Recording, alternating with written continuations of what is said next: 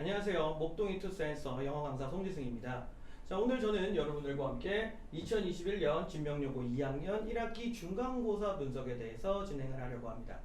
진행 순서는 첫 번째로 1학기 중간고사 출제 범위 분석을 진행할 거고요. 두 번째로는 출제 유형별 분석을 진행할 겁니다.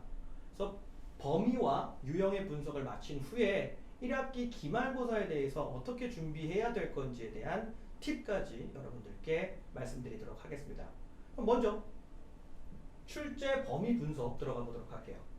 차트를 보시면 시험 범위가 많습니다. 첫 번째로 부교재 리스닝 파워, 듣기 문제죠. 듣기 문제가 34문제 중에 12문제가 출제가 되었습니다. 총 35.3%의 비율을 차지하고 있죠. 듣기의 비중이 높았습니다. 작년에도 마찬가지였고요. 두 번째로 교과서가 1과 2과 3과 총 12문제 마찬가지로 35.3%가 출제되었습니다. 그 다음에 세 번째로는 3월 모평 21년 3월 모평 문제가 8문제가 출제가 되었고요. 그리고 외부 지문이 2문제가 출제가 되었습니다. 그래서 토탈 34문제로 구성이 되어 있습니다. 이 중간고사에서 이번에 가장 중요했던 부분, 그 부분은 바로 리스닝 파워, 듣기 부분이었습니다. 왜 듣기 부분이 중요했는지 조금 더 자세하게 살펴보도록 하겠습니다. 자, 작년에 비해서 난이도가 상당히 올라갔죠.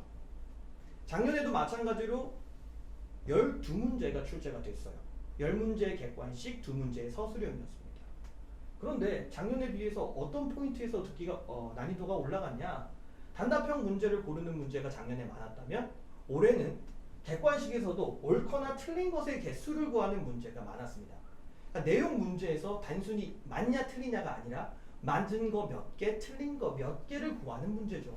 상당히 푸는 입장에서 짜증나는 문제가 될 수 있겠죠. 두 번째로는 서술형 문제였습니다. 20년도 작년 기준에서는 단답형 어구를 쓰는 것이 일반적인 출제 포인트였다면 올해 같은 경우는 거의 한 문장을 쓰는 것이 출제 포인트가 되었습니다. 그렇기 때문에 아이들이 중간에 적다가 보면은 잊어버릴 수도 있고, 그리고 문장을 듣고 써야 되는 길이가 길다 보니까 당황하실 수가 있죠.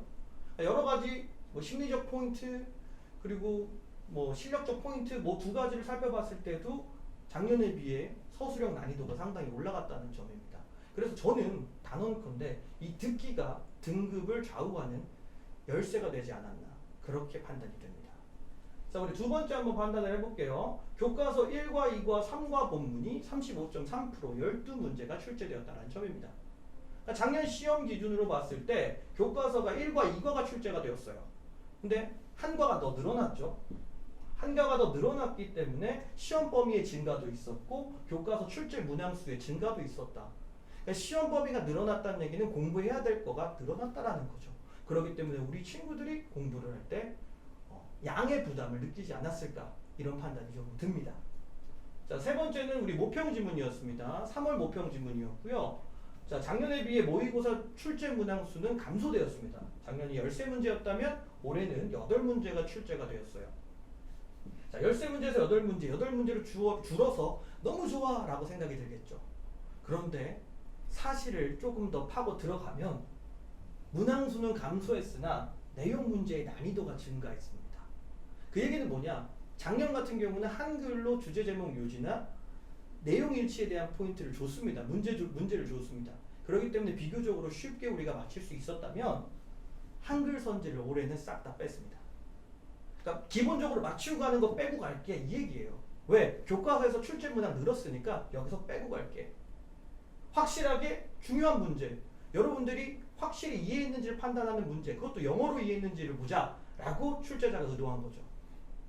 자, 두 번째 포인트는 작년 20년에 비해서 우리 20년도에는 19년도, 18년도 3월 모의고사가 출제가 됐어요. 작년에 비해서 21년 3월 모의고사 지문의 난이도가 높다라는 겁니다. 특히 어디 부분이냐? 주제 제목 요지 주장 부분인 20번부터 24번 포인트가 상당히 어려웠죠. 올해 3월 모의고사의 특징이. 그러니까 그 부분이 들어갔기 때문에 여러분이 준비할 때 조금 더 어려움을 겪을 수가 있었고, 그 부분이 이번 중간고사의 난이도가 작년보다 어려웠다라는 것으로 판단이 되는데 한몫을 했겠죠.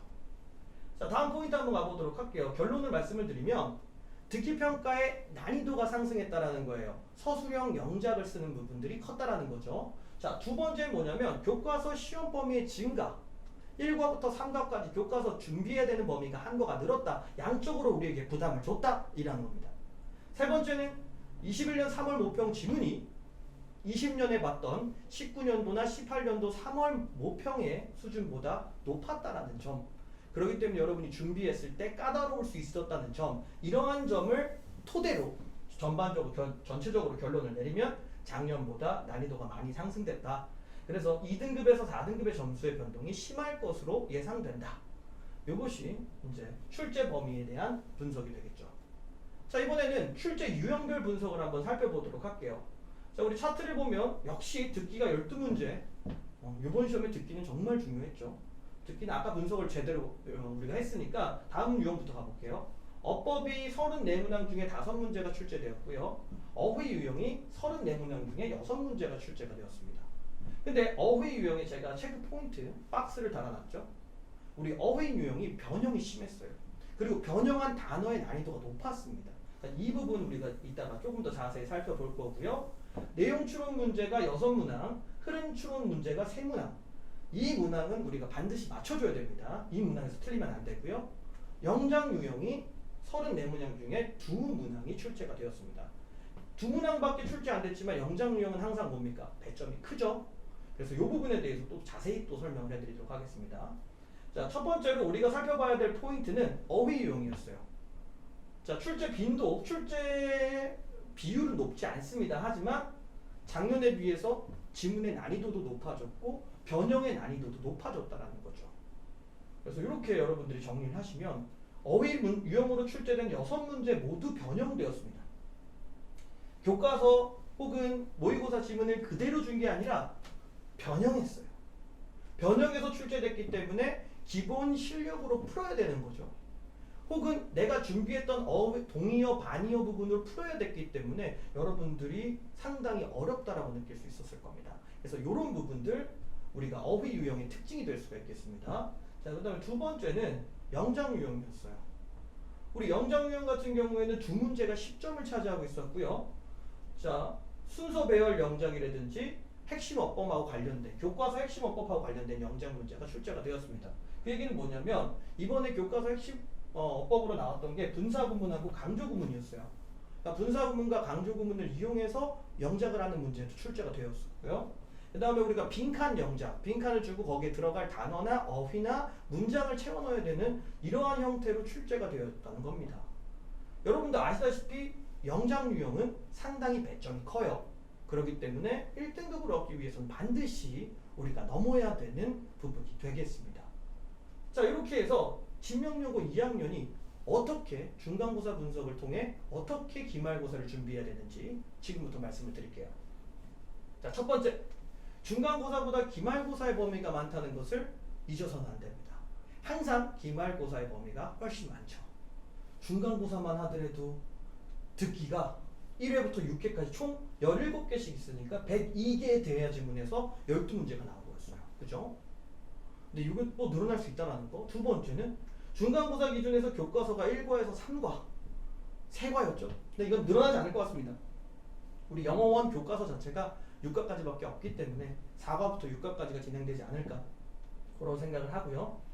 자, 그 다음에 모의고사가 25개 지문이 들어갔는데 이번에도 마찬가지로 모의고사 지문이 25개 플러스 알파가 되지 않을까라는 생각을 합니다. 최소로 따져도 지금하고 비슷할 거고 더 많이 본다면 준비하는 기간이 길기 때문에 더 많이 본다면 이 범위를 넘어설 수가 있겠죠.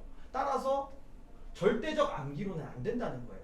여러분들이 내신 시험을 볼 때 암기로 한다. 그러면 안 된다는 거죠.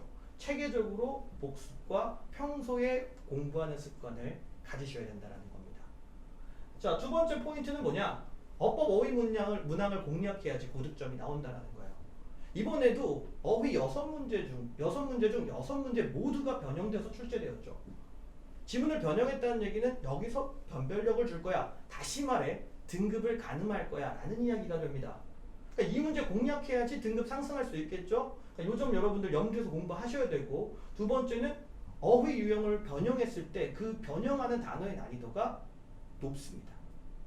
그렇다는 얘기는 간단하죠. 변형이 될 수 있는 단어들 체크해서 동의어, 반의어 체크해 주셔야 되고요. 그 다음에 특히 학교 선생님이 필기해 주시는 부분에서 동의어, 반의어가 써서 필기를 했다. 그 부분 모두 암기해 주셔야 되겠죠. 따라서 이 부분도 벼락치기가 거의 불가능해요. 여러분들께서 요 준비하실 때 평소에 공부하셔야 되고 교과서 학교 선생님 필기 집중적으로 살펴보셔야 됩니다.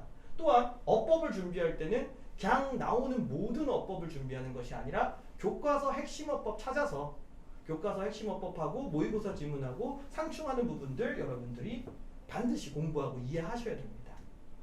자, 세 번째로 가보죠. 출제 비중은 낮아도 1등급을 위해 우리 영장 유형 반드시 공략해줘야 되겠죠. 영장 유형 어떻게 출제되냐? 학교 선생님 필기에서 나옵니다. 자, 여러분도 아시다시피 또 학교 선생님이 필기를 또 깔끔하게 정리해 주시죠. 그 정리해서 또 다시 보내주시잖아요. 그러니까 그 정리한 필기를 여러분들께서도 나름대로 본인들만의 노트를 만들어 놓으셔야 됩니다. 아, 학교 선생님이 1과에서 헤드 PP를 강조하셨어. 오케이, 분사구문 강조하셨어. 오케이, 가정법 강조하셨어. 그러면 그런 부분들을 여러분들이 응용하고 다양하게 변형시킬 수 있는지를 판단하셔야 되는 거죠. 20년도에는 강조구문에 대한 변형이 출제가 되었다면 올해 같은 경우도 마찬가지로 강조구문이 출제가 되었습니다. 외부 지문에서 강조구문이 나왔죠. 그러니까 학교 선생님 필기 반드시 체크하셔야 됩니다. 두 번째로 교과서 보시면 핵심 어법과 관련된 부분들이 있어요. 1과에 2개, 2과에 2개, 3과에 2개 이렇게 핵심 어법이 있습니다. 그 어법들 체크하시고 그 어법을 토대로 모의고사 지문에 집어넣으셔서 모의고사 지문 속에서 교과서 핵심 어법하고 교차되는 부분들 그 부분에서 영장이 나올 가능성이 크니까 이런 지문들 암기해 주셔야 되겠죠. 그러니까 결론은 학교 선생님 필기 보고 그 다음에 교과서 핵심어법 보고 평소에 암기하는 수밖에 없어요. 이거는 이제 당연한 꿀팁이고 이걸 통해서 여러분들이 평소에 암기를 체계적으로 하시는 수밖에 없습니다. 자, 결론 들어가 보도록 할게요. 절대 벼락치기로는 기말고사를 공략할 수 없다. 당연하죠. 왜? 기본적인 절대적인 양이 늘어났습니다.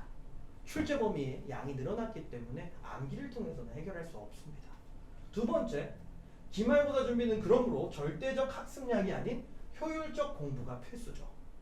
효율적 공부라는 얘기는 학교 선생님 필기 집중해 주시고 학교 수업 시간에 더욱더 집중해서 우리가 체크를 해놓을 수가 있어야 되겠죠. 그리고 체계적으로 계속해서 그것들을 본 걸 또 보고 반복 학습하는 부분이 필요하게 됩니다. 자, 그래서 마지막 제가 얘기했던 부분이 여기 적혀있죠. 체계적 계획과 반복 학습만이 고득점으로 가는 길이다. 자, 여러분들께 마지막으로 제가 전해드리고 싶은 얘기는 단순 암기를 통해서 내신을 잘 보겠다라는 생각은 이제 버리셔야 됩니다. 왜? 출제 범위가 높기 때문이죠. 이 점 명심하시고 평소에 공부하는 습관을 기르셔야 됩니다. 요 점 체크해 주시면 기말고사 좋은 결과 있을 거라고 판단됩니다. 들어주셔서 감사하고요. 전 이만 마치도록 하겠습니다.